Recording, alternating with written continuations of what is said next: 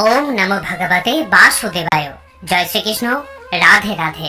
বন্ধুরা, আজ 27 বৈশাখ 11ই মে রবিবার। আজকের দিনেই ভগবান বিষ্ণু তার চতুর্থ অবতার নৃসিংহদেব বা নরসিংহ রূপে আবির্ভূত হয়েছিলেন। শাস্ত্র মতে অত্যাচারী হিরণ্যকশ্যপকে বধ করার জন্য ভগবান শ্রীবিষ্ণু নরসিংহ অবতারে এই মর্তধামে এসেছিলেন।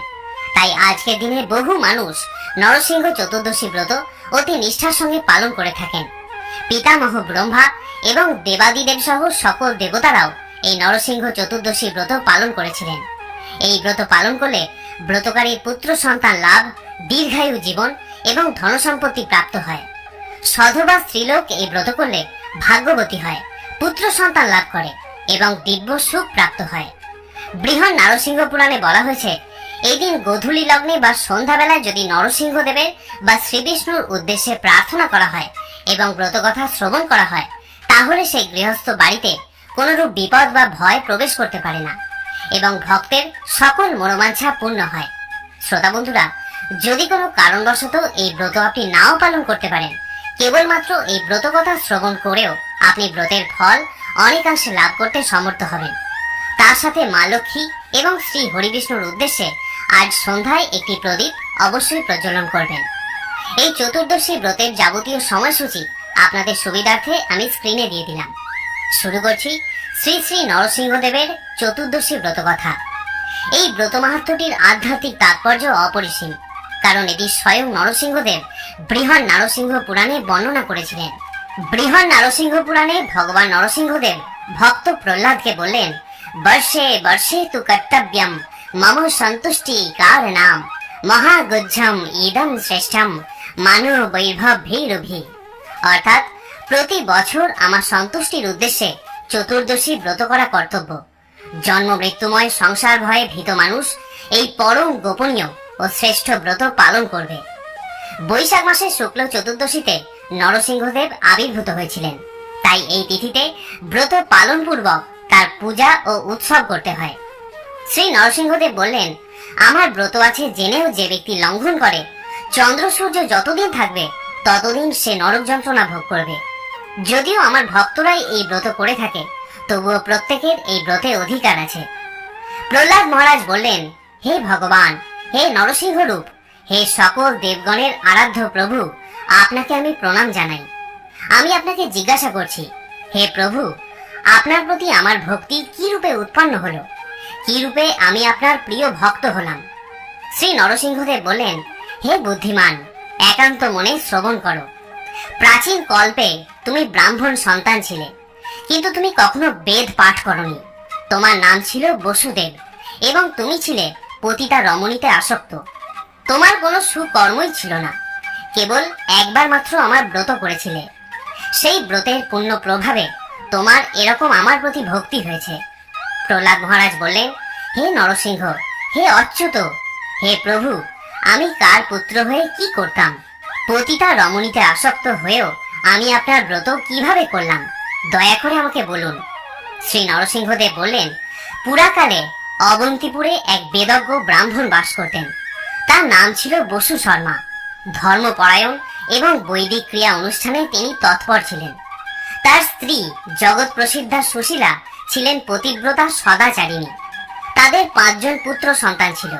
তাদের মধ্যে 4 জন ছিল সদাচারী, বিদ্বান এবং পিতৃভক্ত, কিন্তু কনিষ্ঠ পুত্রটি ছিল অসদাচারী, সর্বদা পতিতা রমণীতে আসক্ত এবং সুরাপায়ী। সেই কনিষ্ঠ পুত্রটি তুমি ছিলে। নিত্য পতিতা পল্লীতেই তুমি বসবাস করতে। একদিন বনের মধ্যে তুমি ও তোমার এক বান্ধবী বেড়াতে গিয়েছিলে। তোমরা ভেবেছিলে দিনটা বেশ আনন্দেই কাটবে, কিন্তু কোনো এক বিষয়ে তোমাদের মধ্যে ভয়ঙ্কর কলহ বেঁধে যায়। তোমাদের মধ্যে মনোমালিন্যের কারণে মৌনভাবে তোমরা আলাদাভাবে একটি স্থানে এসে বসেছিলে। সেখানে অতি পুরাতন ধ্বংসাবশেষ গৃহ নিদর্শন করে তুমি দেখেছিলে কিছু ইট পাথর পড়ে আছে। তুমি সেখানে গিয়েই উপবেশন করেছিলে। সেই নির্জন স্থানে আলাদাভাবে উপবেশন করে তোমরা দুজন ক্রন্দন করছিলে। সারা দিন তোমরা কিছুই খাওনি, এমনকি জল পর্যন্ত পান করনি। সারা রাতও তোমরা জাগরিত ছিলে।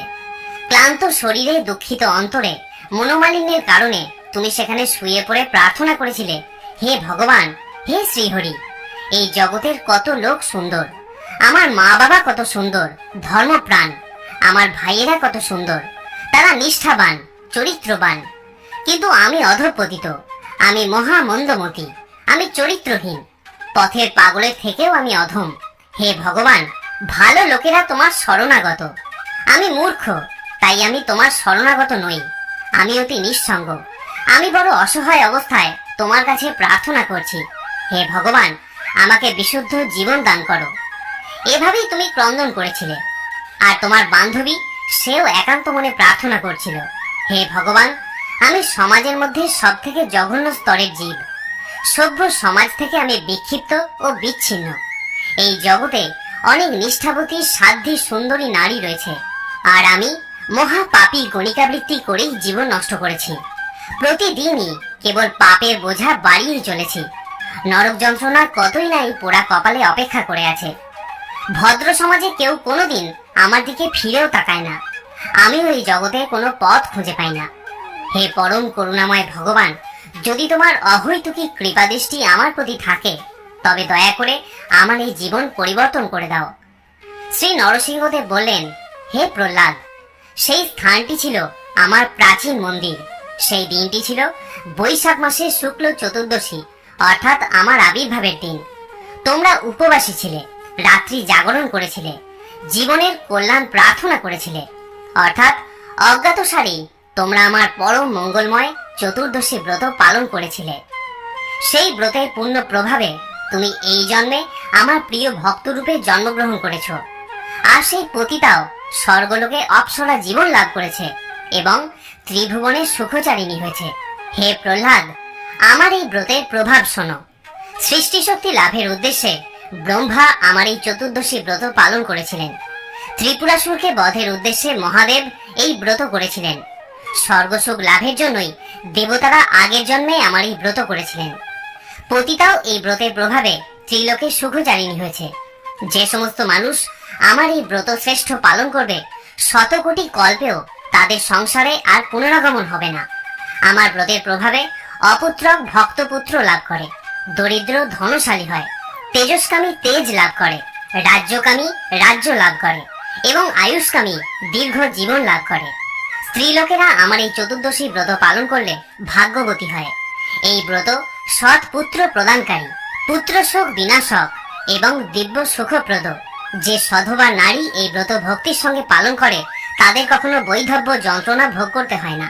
স্ত্রী পুরুষ নির্বিশেষে যারা এই উত্তম ব্রত পালন করে, তাদের আমি সুখ এবং ভক্তি মুক্তি ফল প্রদান করি। হে প্রহ্লাদ, যারা দুরাত্মা, যারা সর্বদাই পাপ কার্যে লিপ্ত, তাদের এই ব্রত পালনে কখনো মতি হয় না। পাপ কর্মেই সর্বদা তাদের মতি। এরপর ভক্ত প্রহ্লাদ নরসিংহদেবকে জিজ্ঞাসা করলেন যে এই চতুর্দশী ব্রত পালনের নিয়ম কি।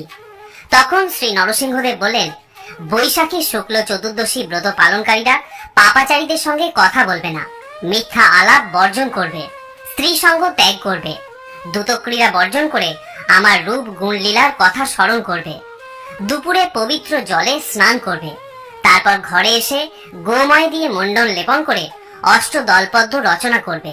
সেই পদ্মের ওপর রত্নযুক্ত তামার কলসি বসাতে হবে।